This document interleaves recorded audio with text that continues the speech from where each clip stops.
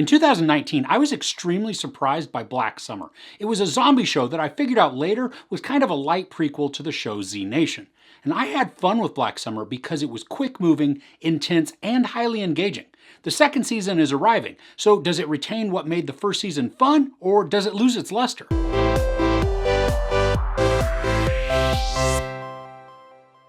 Winter comes with cold-blooded new challenges during the zombie apocalypse as frantic scavengers and violent militias battle the dead and the desperate. Season 1 left off with some of our main characters making it to the stadium, where most importantly Rose is reunited with her daughter Anna, who she was separated at the very beginning of the show. Season 2 picks up a few months after the first ends, and while there are some questions about how the characters got where they are, especially in one particular character, the show does continue its trademark long-take action sequences where the camera follows the action no matter where it goes. Now, I'm not sure if these are actually long takes, but at the very least, they're edited to feel like they're continuous takes. Now, camera operators must be stunt professionals because they do perform some crazy action to follow the characters as they move through the intense scenes. And the actors move through wild action sequences. They're running here and there, overcoming obstacles and dangers, and a lot of the time without any dialogue. And I think this helps to keep the scene moving, but they go in and out of buildings, through doors, walls, windows, and all the while the camera is right there to capture the action, which then puts us right in the middle of it. The small vignette story format also continues, where we have a black screen and then a chapter title to give a vague description of what the following sequence is going to contain. Sometimes the story is told out of order, where we watch a sequence happen and then later in the episode we revisit that scene but from a whole different perspective. Or we watch all the events that led up to that moment so we have a full understanding of what's going on. It's just not in chronological order. Now, this season takes some moments to dive deeper into a few of the characters, and that helps to build out their depth and make them more relatable. And if they're not more relatable, at least they're more understandable. Now, the drama is still surprisingly high.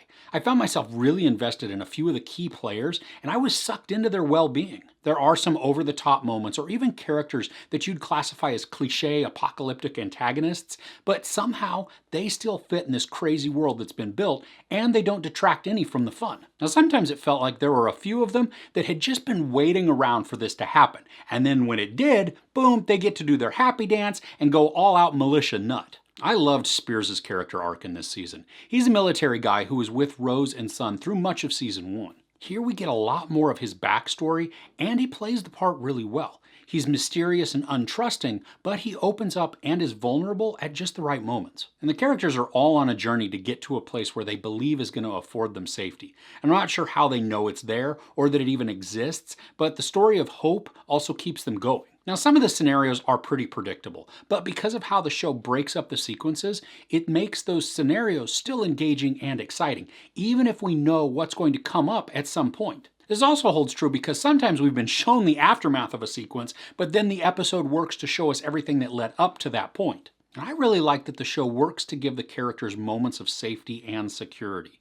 And what I like is that then the characters, they're faced with decisions of whether to stay in the safety and shelter or to venture out into the unknown. Now, as to be expected in a show about zombies, there is a crazy amount of violence. And for the most part, it's quite brutal, but through most of it, we don't see the execution of the violence. There are a couple of times that we do watch a head explode or something insane like that, but typically we watch a character wield a weapon, say like a brick, and then they slam it down, but we don't see the skull actually being smashed. Either way though, if you're looking for a show with some violence, this is a good one. It's not yet to the violent degree of Gangs of London, but it's working its way there. Now, I think the weakest portion of the show is with the character development. While we do get some really good info on a couple of the characters, there are even more that we don't have any background on. And some of these are more of the major players. I still enjoyed the scenery in this season too. Even though the show is called Black Summer, this now is taking place during the winter, and the characters are traversing through mountainous landscapes that are just filled with trees and they're just covered in snow. Well, the trees and the characters. It's cold and desolate, but it still has this beauty to it.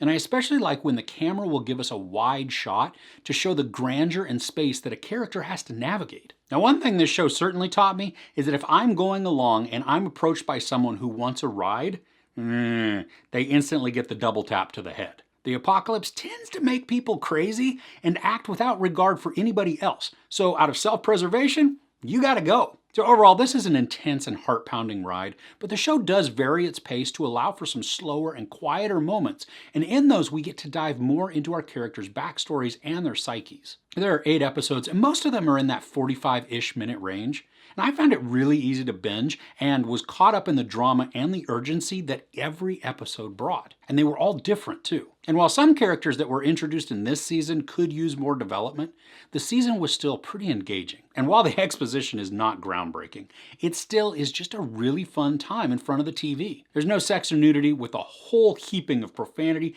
and, of course, violence.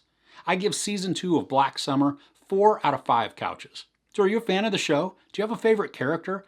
I really like Spears, but I think my favorite is Sun. But I'd like to know yours in the comments below.